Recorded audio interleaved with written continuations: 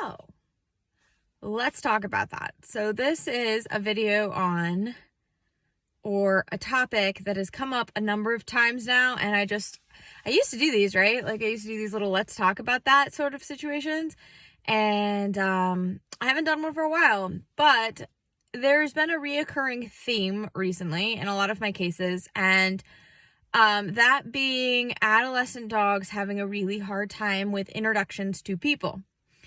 Sometimes to dogs as well, but I'm going to address mostly just situations with people. So human socializing your young puppy or puppy with, or even young adult dog with people. When the dog is of a younger, in their younger years, when they're kind of adolescent, where I would kind of call them adolescents, which could be up to 3 years, but under 3 years, usually right around a year. So a little older, a little bit younger than a year old.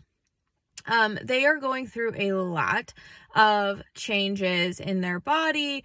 And a lot of times dogs at this age do not have the sort of emotional capacity or the mental capacity to control their emotions and control their reactions.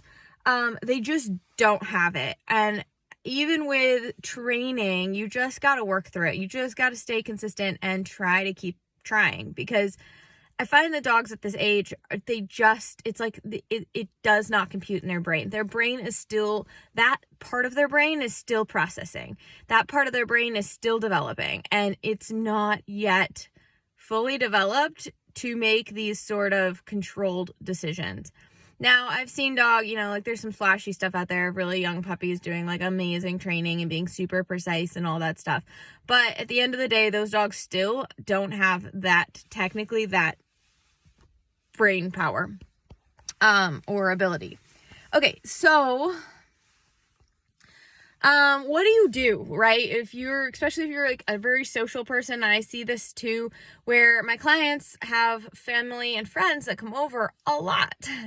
And what do you do when you have this overzealous, over crazy, over barky, just reactive dog to guests? And here's the kicker. There is no quick solution. You can do all sorts of things. But I get this like, well, do I have to leash them for life? No, you don't. Here's what you need to do, though. You do need to restrain them. Oh, that was weird. You do need to restrain them. You do need to make sure that they are controlled physically in some sort of way. So I usually use a harness and a leash, because in those situations, it's just going to be easier to hold on to them yourself. On occasions, I use tiebacks, and I might utilize a X pen or a play pen, or section off a part of the house like baby gates and stuff like that. Especially if the person is staying the night and going to be there for a period of time, there may need to be separation, where I put that puppy away or that dog away in another room to give them a chance to settle and take a break. All right, so what you're going to do, and what's so important, is that you need to remember they have zero skills. Maybe you've done some training with them, so you might be ahead of the curve, but really, reality is they have zero skills. And in this situation, so say this is almost brand new, and if you haven't worked on it before, then it's brand new.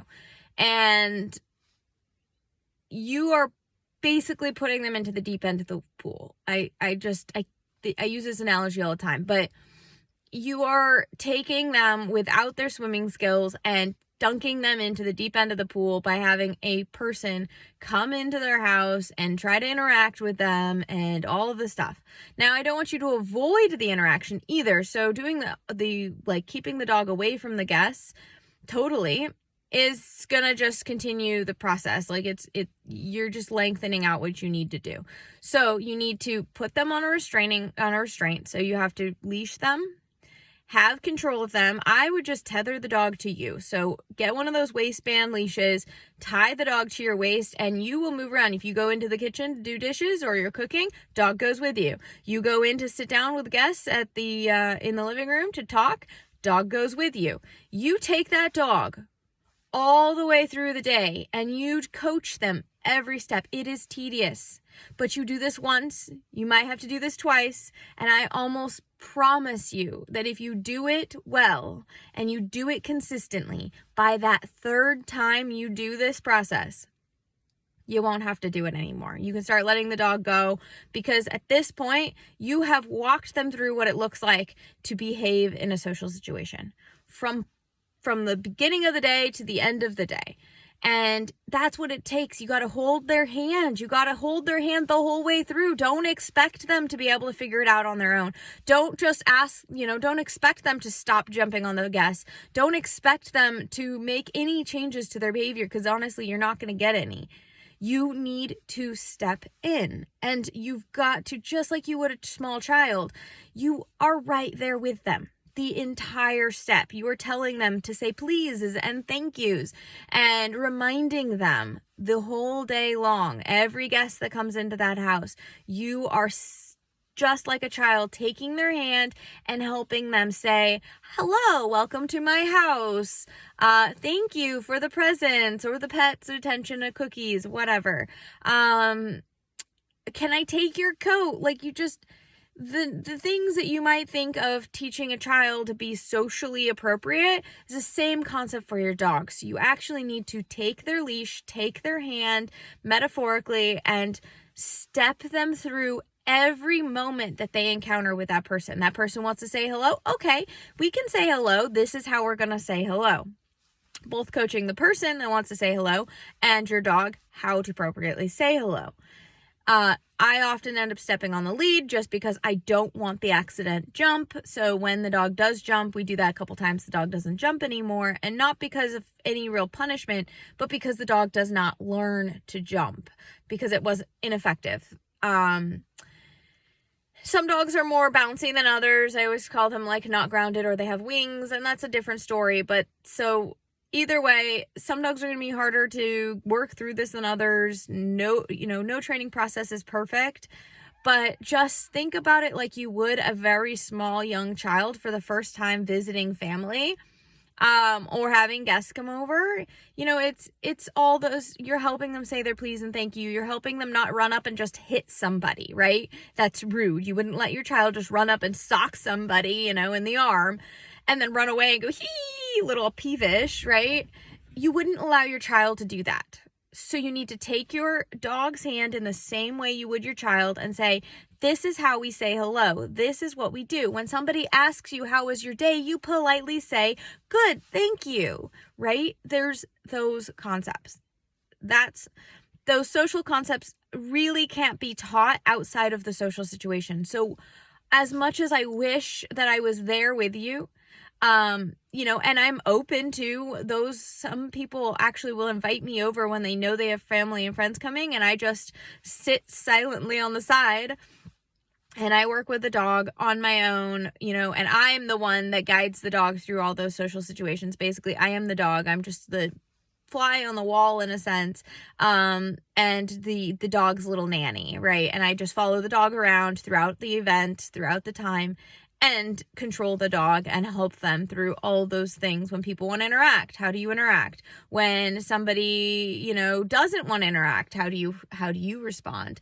And, helping that dog understand all those little nuances of the day. And then each time that you do this with them, each time you hold their hand and help them through each one of those situations, you come out that other side with a dog that goes, I've been here before.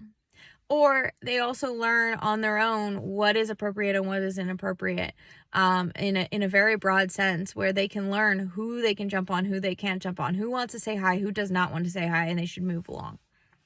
Of course, this, like, I think of my own dog, but honestly, it's a personal opinion. So anyways, that's what I have to do. I have to say, restrain them, tie them to you, hold their hand metaphorically and however you can do that, and be there for all of those social interactions. Be there. And if you are too busy or you can't do that, I would put them away for just a short period of time. I wouldn't avoid the situation altogether, but I would, if you personally are too busy and you can't help step your dog through the social encounters, I would put them in a room away from the social interactions.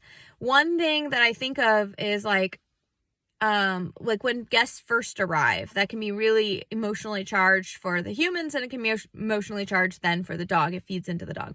So if when the guests first show up, if you just feel like you just want to get greetings out of the way for yourself first before you work with the dog and spend your focus and attention on the dog, put the dog in another room, put them in a crate, give them a chew, do whatever you need to do to get them out of the situation. They may be barking in the other room, but just ignore that, deal with what you want to deal with, say hello to your people, welcome them in, get them settled, show them where the coffee and tea is and the water is, and tell them to help themselves. And then once everybody's kind of said hello to each other and settled, and you have the mental space, then go get your dog and bring them out and then start working with them immediately.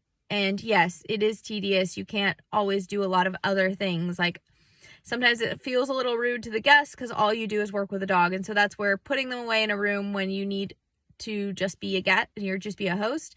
And then bringing them out when you feel like you have just a little bit of extra attention to kind of hold their hand and guide them through those situations. So that's all you have to do. It sounds really simple. It's also super complex. So I wish you the best of luck.